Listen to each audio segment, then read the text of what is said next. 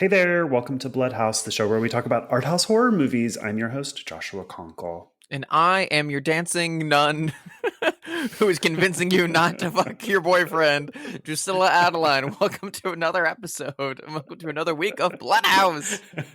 That was a super weird one, Drew. I loved This is it. a super weird one we're doing.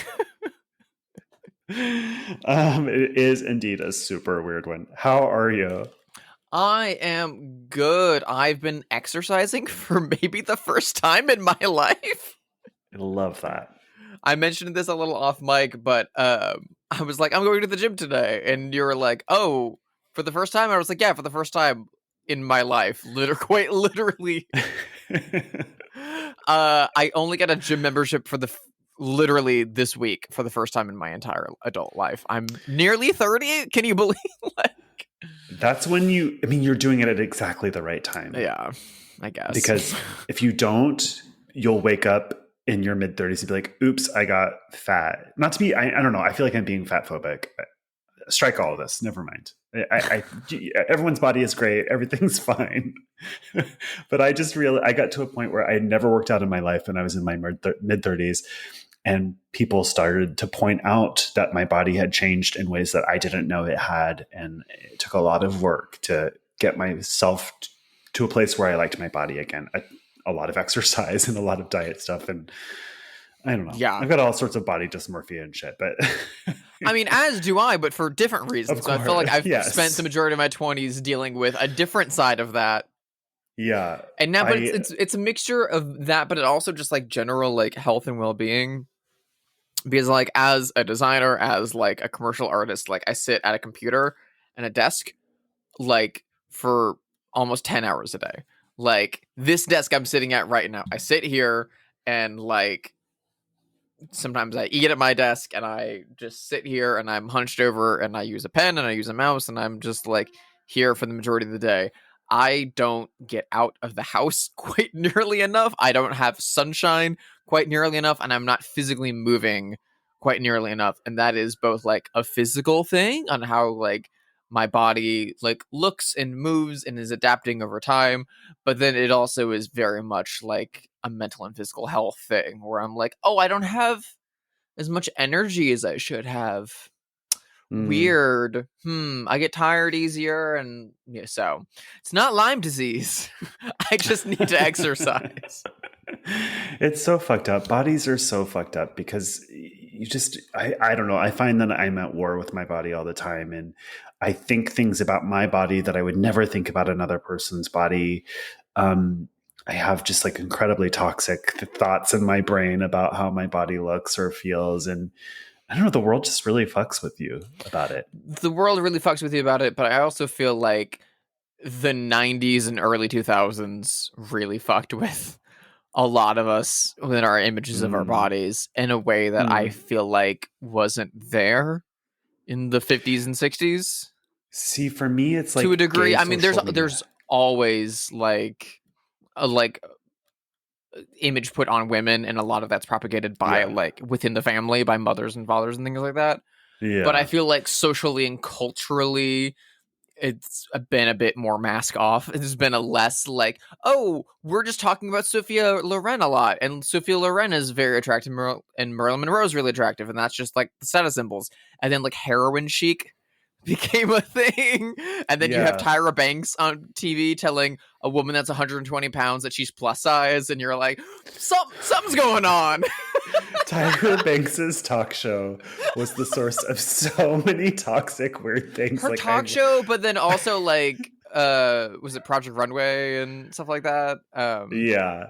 Like there was an episode of her show though where she put on a fat suit and walked around Los Angeles because she wanted to see what it was like to be fat for a day, and it's like, oh my god, Tyra Banks. For me, I was gonna say what the source of my shitty stuff was like gay social media, which didn't exist really. Like Instagram came out when I was about to turn maybe 30-ish or so. So yeah, it wasn't until my 30s, my 20s, I was kind of like free of all this gay body dysmorphia, luckily. And then it really hit hard in my 30s, especially since I got a divorce in my mid 30s. Like that happened and I was moving to LA and I just went like absolutely crazy. And yeah, Anyway. Well, I'm proud of you. Working out is great, and all bodies are really beautiful. I feel like I was saying terrible things that I didn't mean at the start of this podcast about. Yeah, I know a lot of people are sensitive about that stuff, but it also really kind of feels like people's like self-projection of their own, like self-hatred. That then when they hear other people saying that about themselves, they get mad at that person and try to police that person because they're mad at themselves for having those thoughts about themselves. You know what I mean? Like, it feels like an unjust retaliation on like personal issues. I have a friend who like has been working on themselves and working out and like, you know, doing intermittent fasting and has like been doing some risky stuff and been very like safe and healthy and like has like shed a lot of weight and gotten very like good and like muscle tone and stuff like that, and they're very, very proud of themselves, and they've changed their diet quite drastically, and they're very, very proud of themselves. And one of their roommates has been like getting mad at them about it and saying like, why are you can't flaunt that in front of me, and like don't talk about that in front of me. And it's like how that's so fat phobic of you to talk about your gym regimen and like, what are you talking about?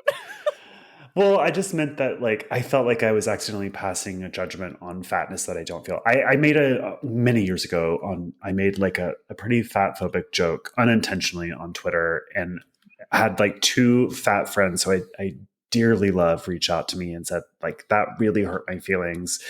And ever since then, I've thought of it all the time. And so I'm very careful because I really don't want to hurt anybody. And I don't have those feelings about other people's bodies. It's just my own body, which I'm constantly at war with.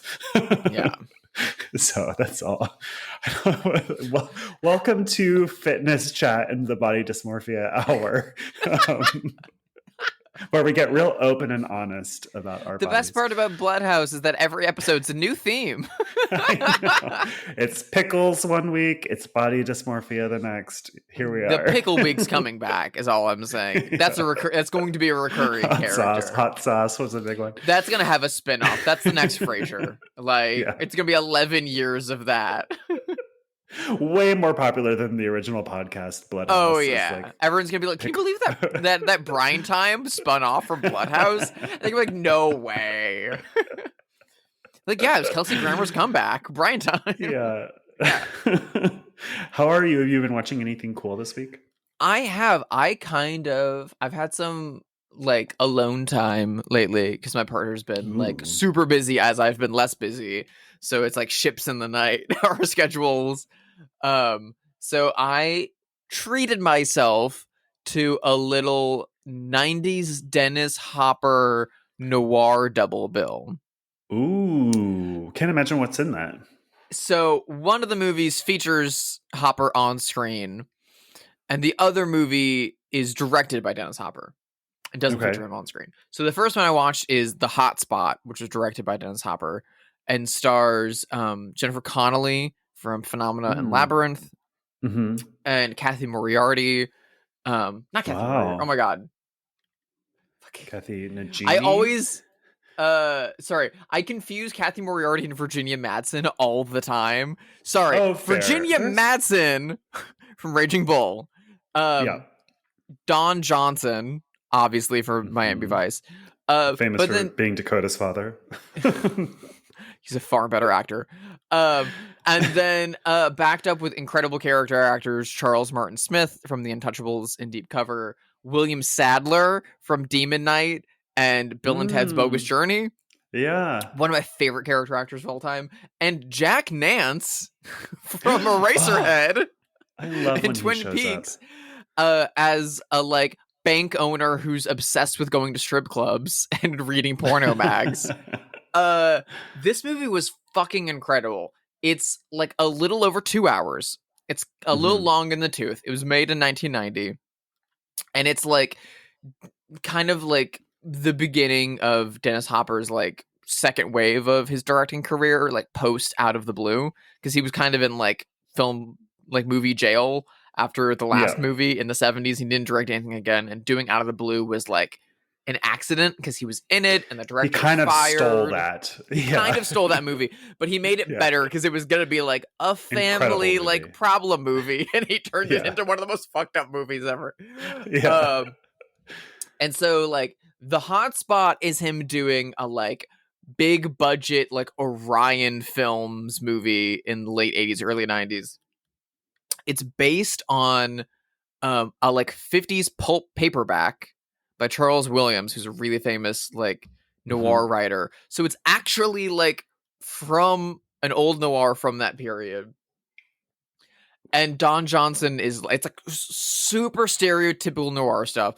Don Johnson is a drifter who just like shows up in a tiny Texas town out of nowhere. We know very little about him. He cons his way into a job as a used car dealer. Quickly starts flirting with super young Jennifer Connelly, who's like just squeaks past 18. Right. Like she celebrates her birthday with him in one scene and she's like, I'm 19. And he's like, yup. She was like a secretary.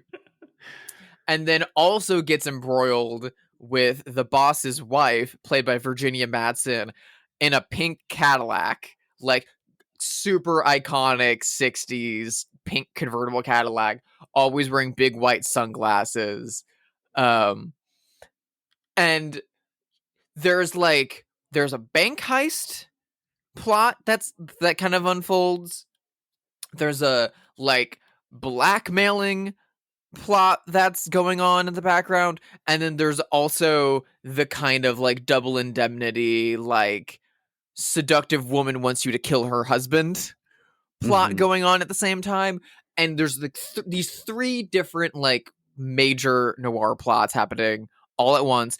But this is a very like laid back, super stylish, super sexy 90s movie. And so it takes its time.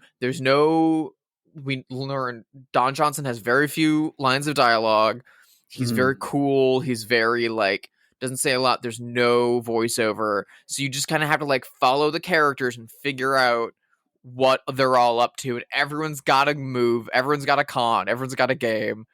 And it ends in a way that you will not expect. And it's super, super fun and unexpected. All of Virginia Madsen's scenes are so fucking stylish and crazy and weird. She lives in this big mansion at the end of town with all of her husband's like giant like stuffed bears that he's killed on the first floor. But as soon as you get to the second floor, it's all of her stuffed animals. And so there's a shot of her like over the balcony surrounded by stuffed animals, and there's like stuffed polar bears and stuff beneath her. All of the scenes that she's in look like the Madonna Inn, and they're all lit in like pink lights and stuff like that. Oh, wow. It's so fucking cool. I really, really, really, really loved it. William Sadler is like this like bleach blonde hillbilly who lives at the edge of town, who's like drives this like handmade car thing that he has to wear like goggles when he's driving it, and he's kind of just like always there. People just kind of like show up and drift around town, and so like everyone kind of hears everything and everyone kind of knows everything. So it's really hard to have secrets in a town where everyone has secrets, and it's just really, really good. I loved it.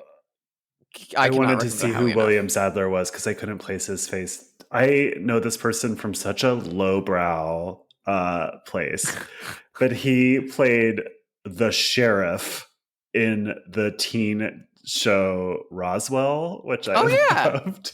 And I also know him from, he's like sort of the simpleton janitor in The Mist.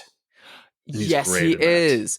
I mostly knew him for a long time as being the like roughneck hero in the Tales from the Crypt movie Demon Knight.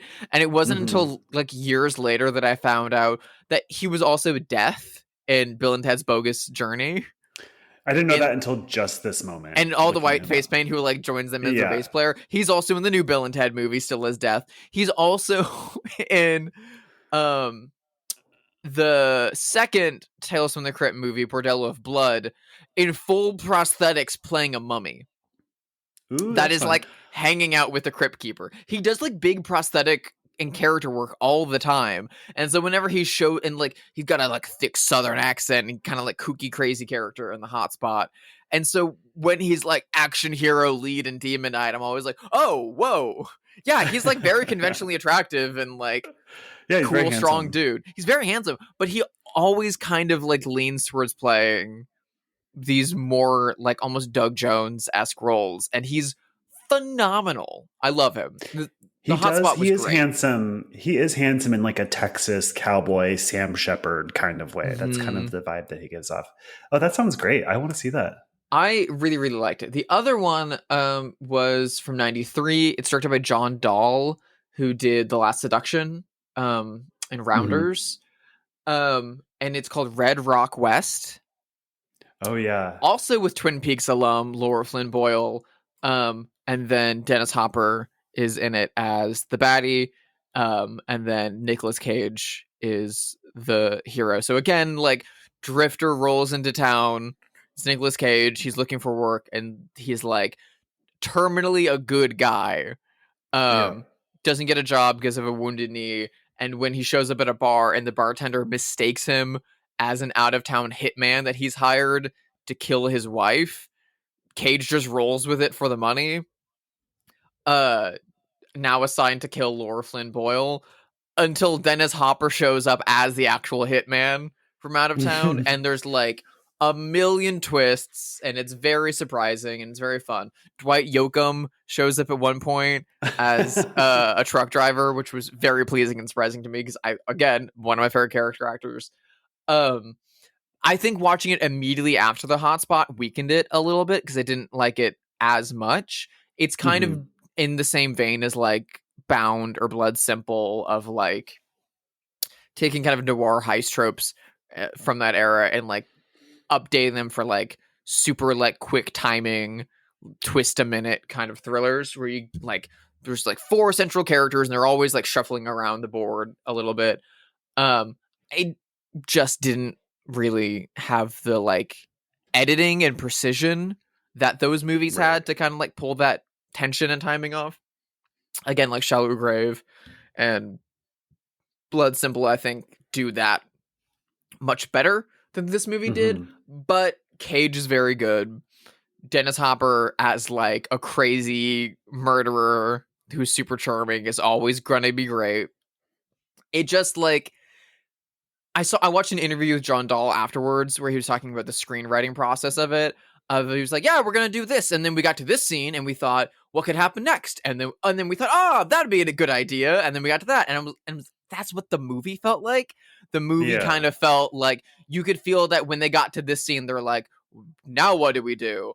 Oh, we'll do this. And then like, now the characters are going to sleep together. They barely know each other, but that's what happens in these kinds of movies. And we kind of need them to. So they're going to fuck each other, but it kind of doesn't make any sense. Right. It felt more like a screenplay than a movie. To me, it felt very like, it was like rushing through the beats of that kind of a story rather than like living with them and making them, I don't know. I didn't like it as much, but I always love to see like Dennis Hopper and Nick Cage work together. So of course, I was into it. It was fun. It was recently put out by Cinematograph, who is a new imprint of Vinegar Syndrome. It's very exciting. The restoration looks amazing. It wasn't for me as much as I feel like it's like a lesser of a larger ilk of movies that I adore. So right. What about you?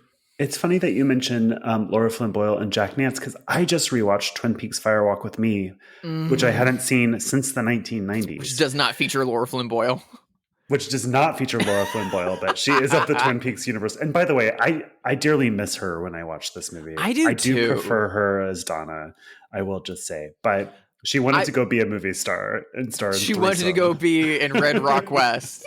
Yeah. But I cannot, whenever I watch it, you kind of always feel that shift because the other actors they got for her like feels so much more like Disney, if you know what I mean. She feels like a lot more squeaky clean as Donna.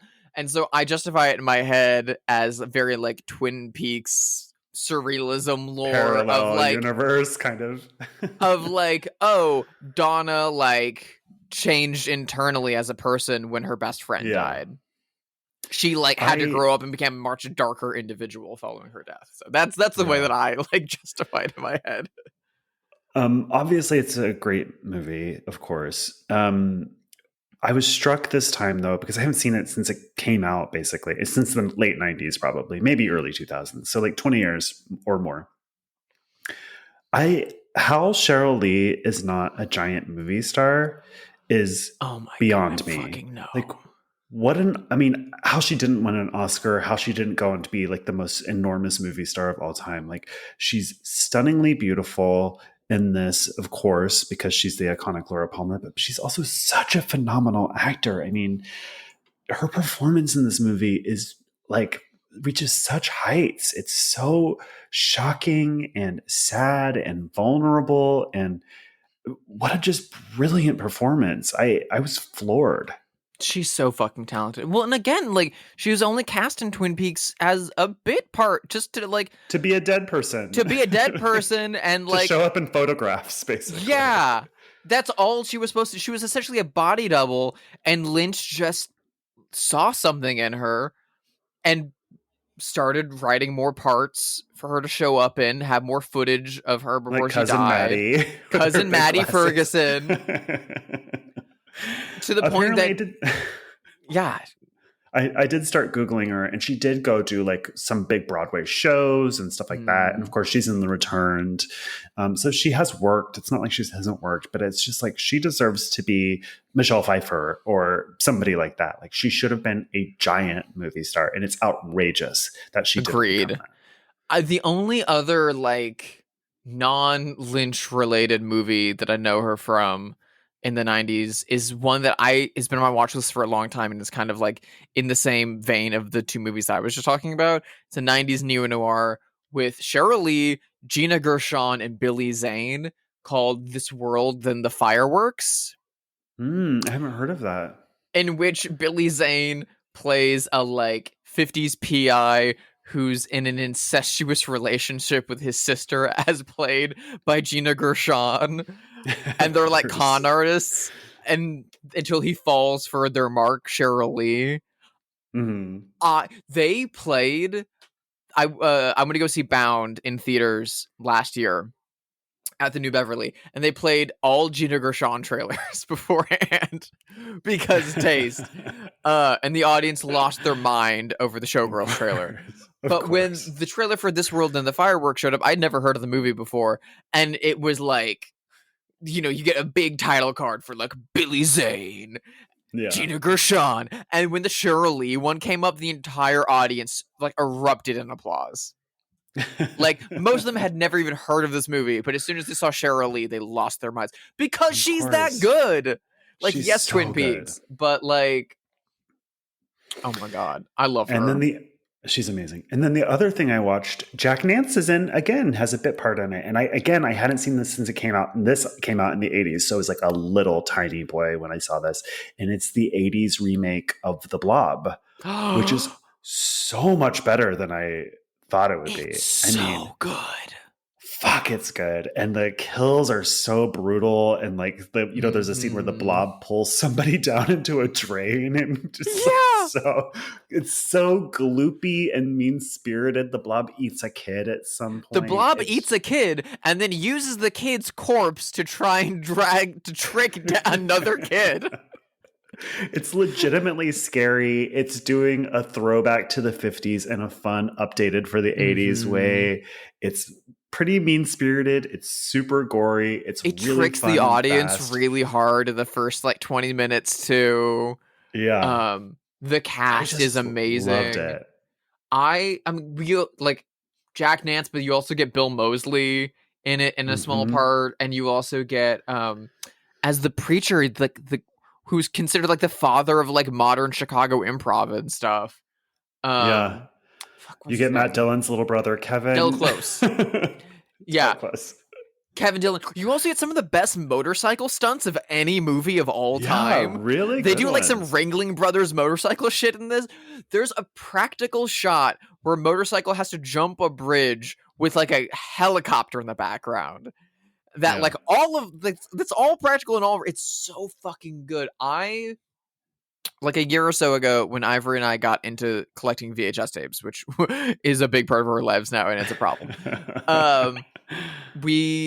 get a lot at Be Kind Video in Burbank. They're amazing. I love them so much. And they had a copy of The Blob on VHS, and I lost my mind. I got super excited, and Ivory was like, "Oh yeah, sure, whatever." I'm like, "No, we're going home and watching this tonight." Like, because it doesn't feel like something that should be good. No, exactly. And she was kind of like, "Oh, okay, sure, fine. Cozy horror movie. We'll watch it together." And I was like, "It's not where you think it's gonna cozy. be." No, she loved it so much. It's been one that like since then, all the time that we like are talking about stuff, she'll just be like, "Should we watch The Blob?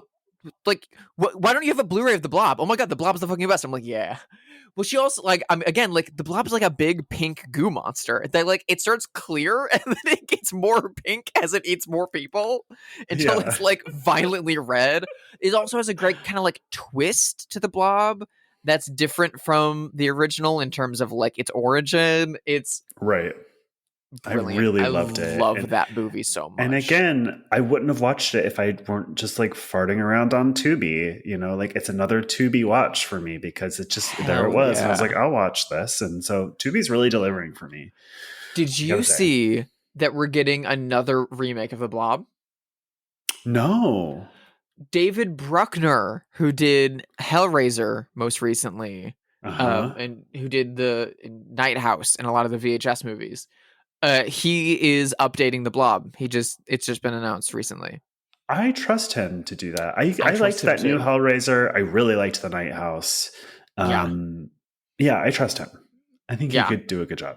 He's very, very, very talented. He's a super nice guy. I cannot wait to see what he does with The Blob. Yeah. Well, today... Speaking of remakes of iconic monsters. You know, it's kind of amazing that we spent the beginning of this episode talking about our bodies and how fucked up our relationships to them are, because today we're going to the ballet. And no one's body issues are as fucked up as ballerinas are.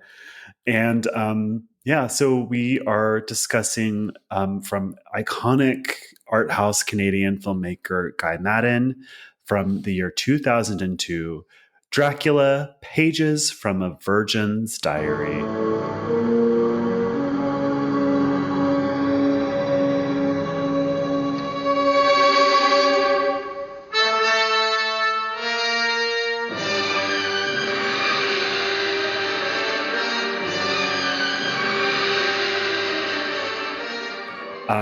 This is an adaptation of the Royal Winnipeg Ballet's adaptation of Bram Stoker's novel Dracula, which Canadian Broadcasting Corporation gave Guy Maddin money to adapt it for the screen. And if you don't know who Guy Maddin is, listener, he's a Canadian filmmaker who works primarily in silent film. So he uses a lot of Super 8 or 16 millimeter and uses like old time silent film, sort of like dialogue cards. His movies are still frequently in English or like spoken word, or will have narration tracks to them. Yeah. But he is very enamored with kind of like early cinema and the like techniques of that. He's a truly one of a kind filmmaker. Yeah. If you're not familiar, I highly recommend checking his stuff out to get them, because there's nothing like it. Yeah. So this is a filmed version of the ballet of Dracula, but it's not PBS style where they just put a camera on a ballet. I mean, this is sort of restaged to be more like a normal movie. There are cuts and there are close-ups and all of that sort of stuff. So that's what you're getting. It's a little bit restructured from the Dracula that we all know. So there's kind of a first act that focuses entirely on Lucy and her mysterious illness and her three suitors, just like in Bram Stoker's Dracula and just like the novel. We go all the way through Van Helsing investigating it to Lucy's death.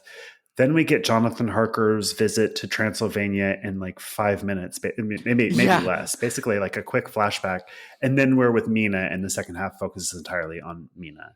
So that's kind of the restructuring of it, which I thought worked really well in this format. Kind of brilliant, especially for the way that Guy Maddin tends to collapse time in his movies and collapse anecdotal stories and stuff like that. But then also for a ballet, it's a really smart way of doing it. And also for a novel and character that's as well trod as Dracula, I would be surprised if this is your first interaction with the character of Dracula, if you're watching the Guy Madden ballet version. Everyone kind of knows that story. So starting with Jonathan Harker on his trek up the mountains to Castle Dracula to sell him land back in England is like... Yeah, it's been done. So I like the idea of skipping it entirely. You start at Act 2, and then you quickly get like a condensed version of Act 1, and then on top of that, it compresses the action of the third act of the novel with elements of the first act of the novel into the third act of the film, while you also have... Oh, but only for like those three characters, while the other characters are coming out of Act 2 into essentially the other characters still kind of being mentally in Act 1. So like it doesn't give like Jonathan and Mina time to like go have dinner with Van Helsing and get to know him like Anthony Hopkins does in that version. It's a lot different, and I really, really, really appreciate it. I like it a lot. Me too. How do you feel about ballet in general? Being raised male in the Midwest, I had a very like just kind of blanket aversion to such things as being A, for girls, B, being like a hoity-toity class difference thing, and C, just being like a thing I didn't get. I don't think it was until I was in high school and I was getting into international cinema that I started getting into Powell and Pressburger, who we talked about a few weeks ago for the movie Peeping Tom, and their movie The Red Shoes, which is a film about ballet rather than being a ballet film, but it features great ballet set pieces in it, which are very stylized and very insane. And it literally took like a Martin Scorsese recommendation for like my 14, 15-year-old brain to be like, okay, fine, I'll watch a dance movie. And then I loved it. Yeah. And then subsequently watched their entire ballet film, The Tales of Hoffmann, which I loved. But loving those things didn't put me into getting more into dance or ballet as like an art form that I loved. I loved theater. I had like performed in theater. I had like written one-act plays and stuff like that, and had been something that I adored and cared about.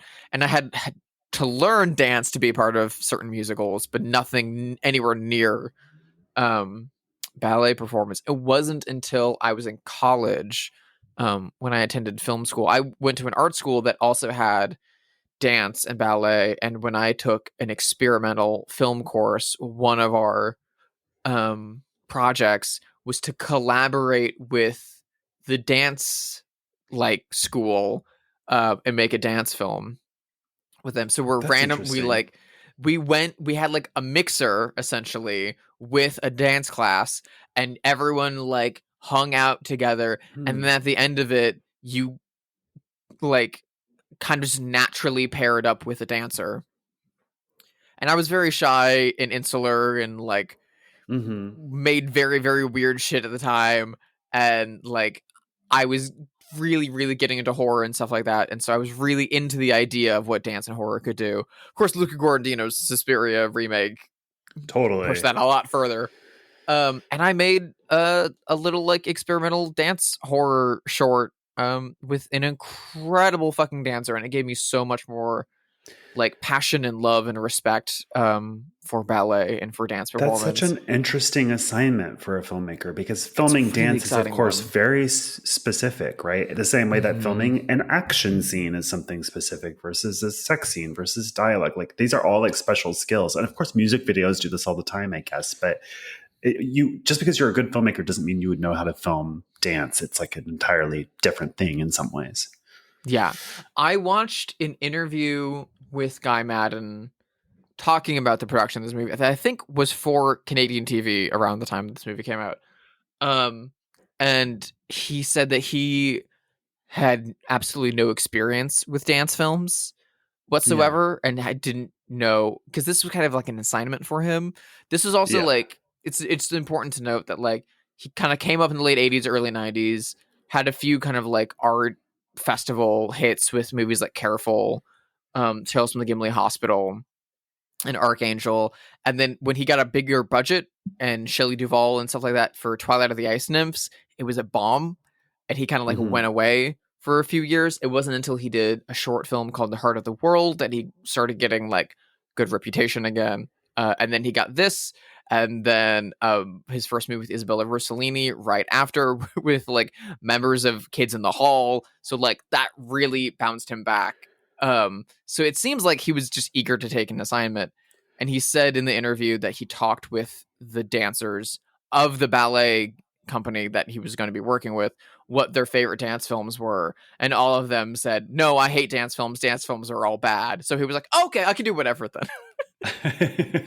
Well, so I have never heard of this movie, which is surprising because I do have a really because I do have a personal connection to Guy Madden in a weird way. So since we're talking about dance and art school, I too went to art school. I went to a tiny college in Seattle called Cornish College of the Arts, which I studied theater, but they also had a dance program. And by the way, if you went to dance parties in college, like they didn't drink and do drugs like the other departments did. They like ate. That was their illicit activity. So they would like be gathered around like a big thing of white rice, like scarfing it down like zombies eating a dead person. But anyway, so when I was in college, when I was a senior about to graduate, there used to be this thing called the Northwest Film Forum, and they gave filmmakers money to come to Seattle and make a movie. So when I was a senior, Guy Madden was one of those filmmakers, and he made Brand Upon the Brain in Seattle. And my roommate, Jake, was the star of Brand Upon the Brain. And so was my other classmate, Maya Lawson. So two people from my class were starring in this new Guy Madden movie. And then also Lynn Shelton was one of the other filmmakers. She was making one of her first movies called We Go Way Back. And my friend Amber was the star of that movie. So, and lots of classmates were in that movie too. So it's like just this weird moment for me where all of my class, by the way, there's like 20 people in my class because it's a tiny college. And so, and there's like maybe 20 people in that movie too. Like, yeah, there's like 3 characters. Yeah. So Jake is a trans man. So, he was in that movie under a different name, but he played 2 characters, a man and a woman, twins who are like teen detectives. And Maya Lawson played his love interest. And so it's such a weird movie. And then I went to the premiere of it in New York, because by then I graduated and moved to New York, and I got to go to dinner with Guy Madden and Isabella Rossellini. And they premiered it on a huge screen with a live orchestra and a real life castrati, one of the only castratis on earth still, and Isabella Rossellini narrating live into a microphone. And then I started to make Super 8 movies because I loved that so much, and it was like a cheap, affordable thing to do. And then Guy Madden started commenting on my Super 8 movies on Vimeo, so we would correspond that way a little bit. It was like such a weird moment, but the only movies I had seen by him were that, Brand Upon the Brain, of course, and also Saddest Music in the World, which was what you were talking about. But yeah, just like such a particular moment in my life when I was like, everyone's starring in movies but me. And they're like really cool ones too. That's so incredible. It was quite literally seeing Careful when I was in high school. It's very much one of the most important movies that changed my life, because I was into art movies and I was into international movies. My library had Careful. I rented it on a whim, just being like, this looks weird, whatever. And literally while watching it, I was like, exactly this. This is the kind of stuff I want to make. This is the stuff that's like rattling around my brain and I don't know how to say. And he's doing it. And it's like, he has like very specific themes and fetishes and ideas that he keeps coming back to outside of like the obvious technical stuff, which people always talk about. But like thematically, he's always working in melodrama in one way or another. There's always some kind of like dream, sleepwalking, amnesia. There's like very, very, very potent sexual repression, homosexual desire, usually like characters playing one or more gender, someone having to go like in disguise, usually dealing with like very like pulp kind of narratives. and just like throwing them against a wall. Careful is like riffing on like German mountain movies from the 1930s, which is like so fucking niche. But then it gets like so it was made in the specific. 90s, and so all of a sudden you'll get like extreme gore midway through, and you're like, oh my! It's like even more jarring and shocking. And his movies like move at a clip that most don't, like, so my ADHD brain loves them because you'll get like massive setups and scenes and ideas that just flick by in like 2 seconds because it feels like the wrong film frame from the wrong film is just stitched into this for a little bit. He's just like doing a collage of weird things inside of his brain, which I guess everyone is, but he's like really doing it. You know what I mean? He's maybe the only, if not the most successful collage filmmaker of all time. Right. It's like if Ryan Murphy were good at making TV shows, they'd be like this. Because he's doing the same thing, right? Ryan Murphy's like only referencing things like, yes, you know, like Guy Maddin is doing that successfully. But what he doesn't do is Guy Maddin doesn't like do what Ryan Murphy does and specifically reference and rip off. Like, remember the bad seed? Here's the bad seed, and I'm gonna fold it into Nightmare on Elm Street 3, and here's a bit of Friday the 13th 4, and I'm gonna just do that. Guy Maddin's more just generally doing like the tropes of melodrama. He's not specifically doing that one Joan Crawford movie with Clark Gable. He's just being like, he's tapping more into the performance and the aesthetic and the style of the narrative. Yeah. And his plots feel closer to like books than they do to movies. His shit's so incredible and wild. It's so cool from what I've seen. And when I found out that he had a Dracula movie when I was in college, I was so excited. And then I found out that it was a dance film. And again, at first I was kind of like, oh, it's probably just going to be Lockdown and PBS, whatever. Fine. Right. It wasn't until whenever Filmstruck was a thing, the year that Filmstruck was a thing. What a moment. Sometimes if I look up a GIF for our Twitter, sometimes I look up a GIF from that movie, and often they still say like Filmstruck in the corner because someone like made that GIF out of Filmstruck. So adorable. I know. When they first launched, there was a Guy Maddin collection on there, and this was one of the films. And I was like, oh, okay, I'll finally give that a shot. And I was so shocked that it was like still a Guy Maddin movie in every way, shape, and form, but also like how moving it was. I think it's the most emotionally resonant Guy Maddin movie. But also maybe the most emotionally resonant Dracula too. I was also like really blown away by the fact that it's super early digital too. He didn't shoot this on film. Oh, he didn't? It's I think maybe parts of it are shot on film. A lot of it is also shot on early digital and cut together, which is really exciting. He obviously shoots almost exclusively on digital nowadays, and then just makes it look like film. But one of the most compelling things was the casting of Wei Kang Zhang as Dracula. And the way that the movie strongly emphasizes the xenophobia of Stoker's novel. It's interesting. Very early on, it sets it up. We open in Lucy's nightmare, and she's literally having a nightmare about immigrants, where she's like writhing in bed, and literally the title card says "immigrants!" ! People from elsewhere. And it's like it gives you a map, and then like blood starts pouring towards England from the east, and it's like people from the east. I do find that Canada, and I'm not coming from Canada because God knows America has no room to judge when it comes to issues of racism. But every single time I've ever been in Vancouver filming and gotten into a cab, that cab driver will say something racist about Asians to me.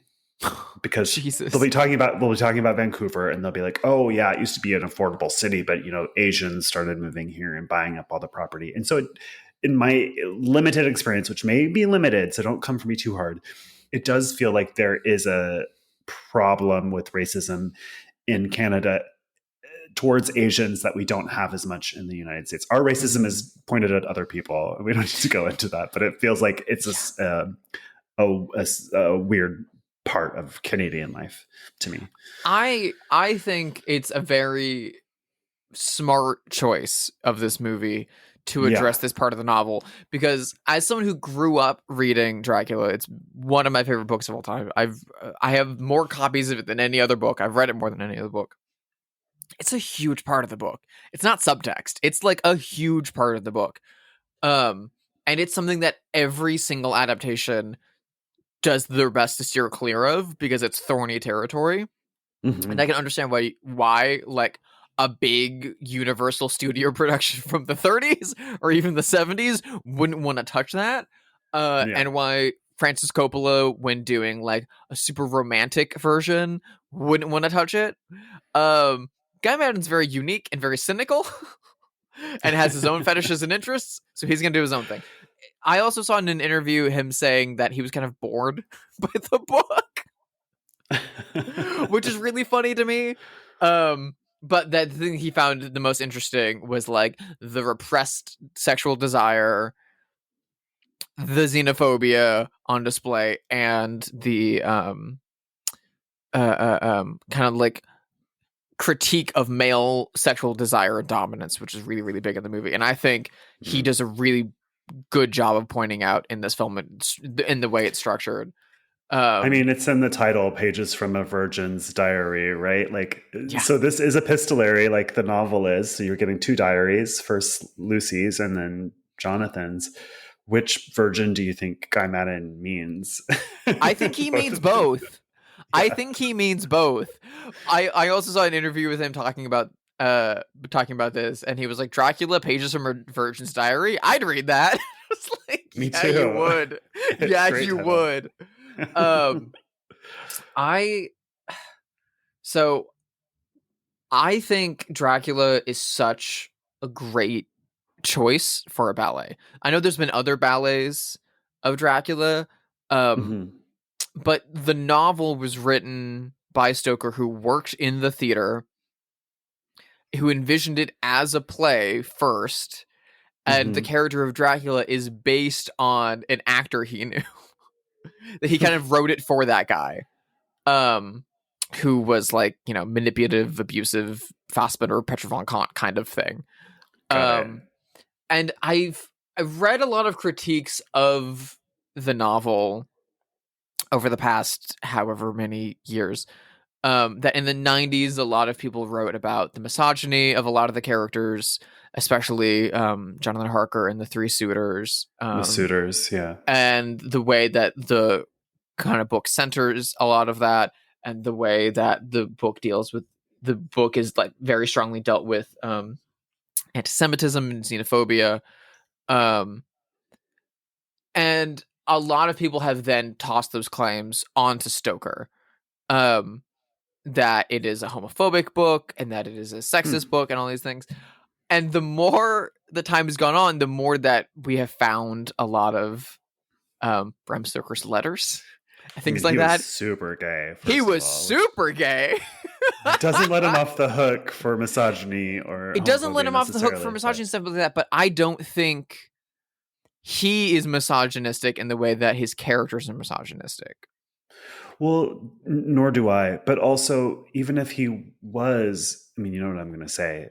So he's dead.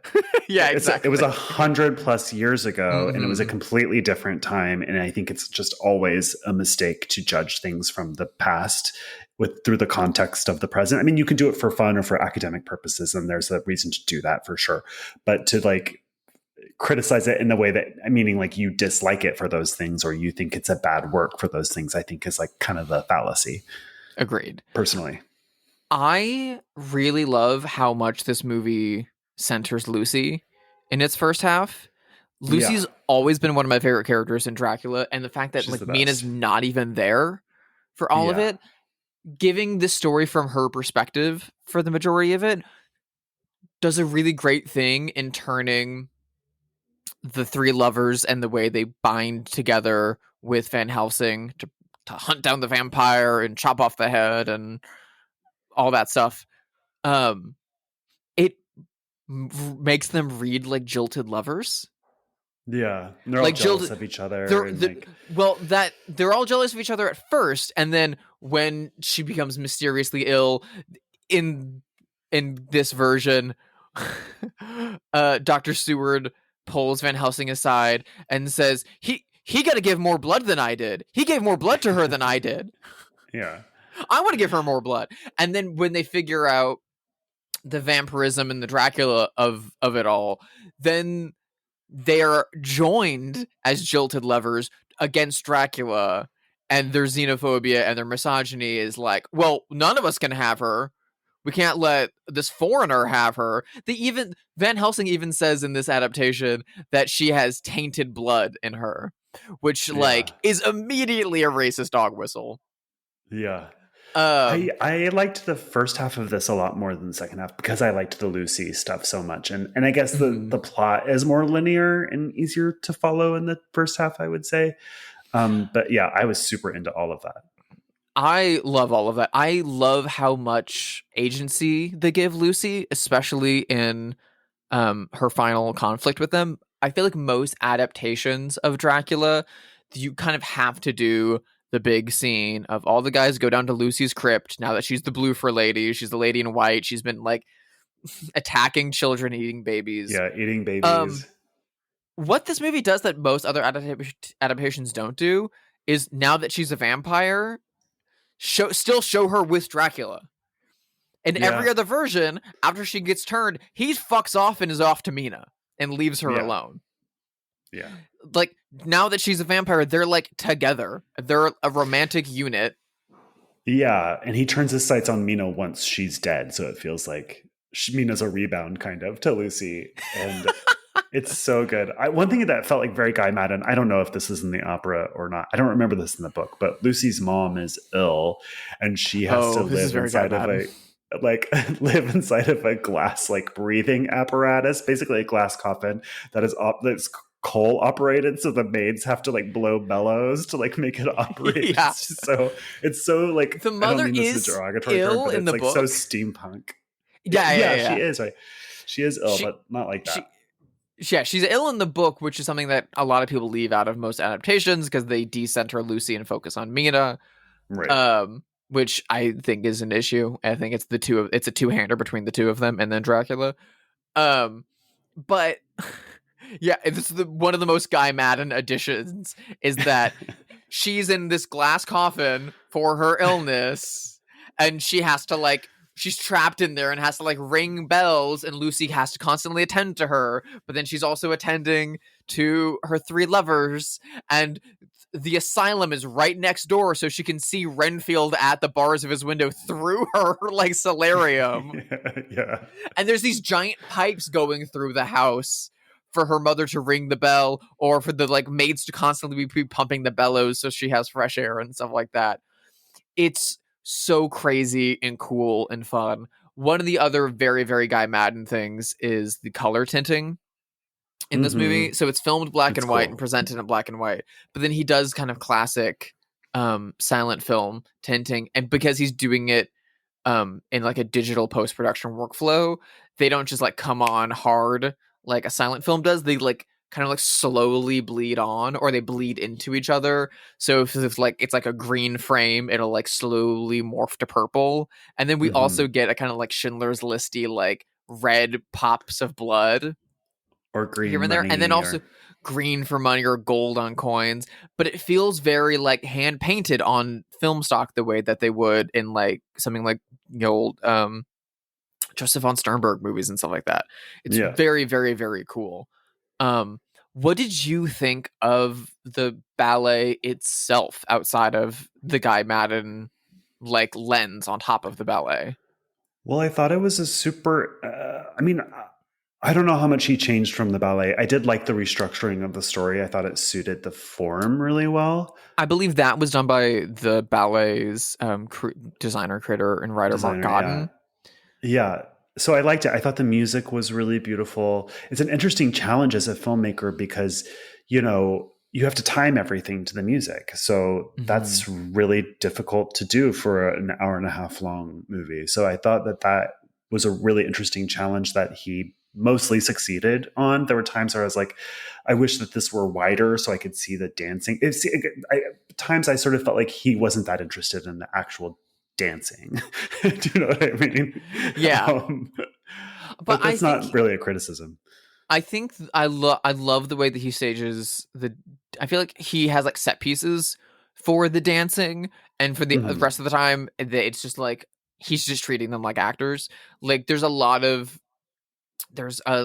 gargoyle dance set piece. There's a lot of like ballets with Lucy and the nurses Mm-hmm. in the home. There's some beautiful ones with Mita and Jonathan and the nuns in the convent while he's convalescing. My favorite is Lucy's confrontation with the suitors in her crypt, because Mm-hmm. That's my favorite part typically too. that's maybe my favorite part of the whole movie. Every other adaptation, that scene's super quick. They come in, they stake her, she goes blah, they cut her head off, they walk out, good day's work. The Universal one doesn't even have that scene in it. So Yeah. canonically, I guess she's still roaming. But like she has a big emotionally centered like ballet piece with them. And much like Dracula's final one near the end of the movie, you think she's gonna win. Yeah. Like it really feels like she gets one over on them. Yeah. There was a moment I loved so much, which is a small moment, but it's when Lucy, I think Lucy, first meets Van Helsing, and he's entering and a maid is removing his coat. But there are like 2 or 3 other dancers behind him wearing the same costume with identical maids removing their coats. So you're kind of, for a moment, in Lucy's POV because she's sick and mentally ill from what's going on. So you see that, you understand that that is her seeing in triplicate. You know what I mean? Like seeing multiples. I was just like, that's so smart and cool. The movie is just riddled with that. And that's Guy Madden's whole thing, is like, he kind of reminds me of the band Sparks, who did a song for his movie The Forbidden Room, which I know I talk about them too much. They're fucking great. I'm sorry. They're great. But in the way that Sparks will like, in the middle of a song, go off and do this other riff that's like crazy and awesome and weird, and then just get back to the rest of the song. And you're like, you had this great, that could have been like 5 songs. Yeah. But you just like, you have so many ideas pouring out of you all the time that doesn't matter. That can just be a movement within a piece. Like he like, for something that's like more or less an assignment, it's one of his only non-original and the least original of his stuff. Like he's still pumping in so many fresh new ideas into the execution of the story. And even if you haven't interacted with Dracula before or read anything, you get everything. Even if you don't like intellectually, narratively get it in the same way of like, you know, a Jerry Bruckheimer movie is going to spell the plot out for you and stuff like that. You still subconsciously understand it. Because he's moving. I think it's part of the reason that he moves so fast is that he's like working in a different kind of surrealist cinematic language that's closer to like Ancien Andalou or something like that. That because of the speed of the clip that it's moving at, it like passes your conscious brain a little bit faster, and like you're not able to take in that information very, very well, but you just kind of have to just ingest it and just keep moving on. Which I know it's not for a lot of people, and they don't really dig it. I think it works so well for a gothic melodrama story like Dracula. I think I think the ballet works so well for it. I think his execution works so well for it. I think the new themes he brings to it are amazing. Yeah. I think this is not going to be for all of our listeners. This leans definitely way art house. So, it's not for everybody. It's ballet. It's highbrow. It's fancy. It's But it doesn't feel kind of to what I was saying earlier about my like early interactions with like dance and movie. I don't think it has that kind of stagey get back feeling that traditional ballet does, or felt to me when I was first stepping into that. It still feels like a genre movie. It still feels like an exciting and inviting art movie. Like if you can vibe with Singapore Sling, you'll be fine with this. Like you can watch a Guy Madden ballet. I really liked it. Yeah, I seriously love this movie. I think it's one of his masterpieces. He has a new movie coming out this year. I that's cannot exciting. wait to see it. It's got like a really big cast too. I think Tilda Swinton's in it. That feels right. Yeah, very, very. It's called Rumors. No, it's got Cate Blanchett, Charles Dance, and Alicia Vikander. That's a really good cast. It's a very good cast. So yeah. I'm excited to see it. I adore Guy Maddin. If you haven't seen anything by him before, I think this is an interesting starting point. If not any of his short films, a lot of them are available on YouTube. Like this movie is available on YouTube. That's where I watched it, on YouTube. On the Criterion channel. I adore him. I think he's one of the greatest living filmmakers of all time. And I think this is one of the very best Dracula adaptations of all time. Yeah. Well, let's play our favorite game, Have They Seen It? The game where we speculate wildly whether notable figures have seen this movie. I thought, of course, of another dance movie, Black Swan, by your favorite filmmaker, Darren Aronofsky. Indeed, he is not. Do you think that Winona Ryder has seen this? Oh. And who is, no slouch to Dracula herself? No. Yeah. Oh, of course. Star of Dracula, Winona Ryder. I got there in such a weird way. I think she has seen it. I feel like, she works so much with Tim Burton. She did that Dracula because she convinced Francis Coppola to do it because she's such a big fan of the book. I think she's seen it. I think she's got very eclectic taste. I feel like she probably hasn't seen it since around the time it came out, but I feel like she probably liked it a whole hell of a lot. She's a cool girl. I think her taste is really sophisticated and interesting, and that she sees a lot. So I agree. I agree. I think she would like it a lot. A very eclectic filmmaker, who this movie reminds me of a lot, primarily because it's got a great score by Gustav Mahler, which again is a great fucking choice for Dracula because he was living and working the time that book came out, and he is also Eastern European immigrant who moved to Vienna and hid his Jewish identity and Mahler fits Dracula like a fucking glove. It's perfect. And one of the greatest art house horror filmmakers of all time made a great film about Gustav Mahler called Mahler. Ken Russell, who also was developing a Dracula adaptation of his own in the 1970s that would have starred Mick Jagger as Dracula, James Coburn as Quincy, and Oliver Reed as Renfield.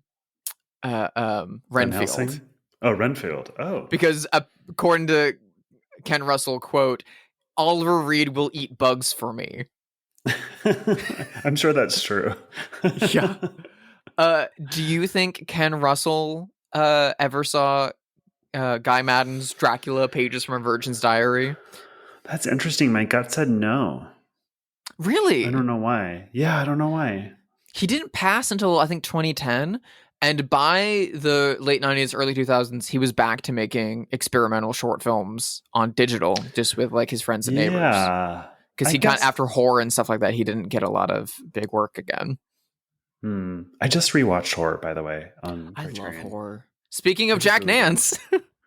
Yeah, there he is again. I still feel like no. I don't know why. You think yes?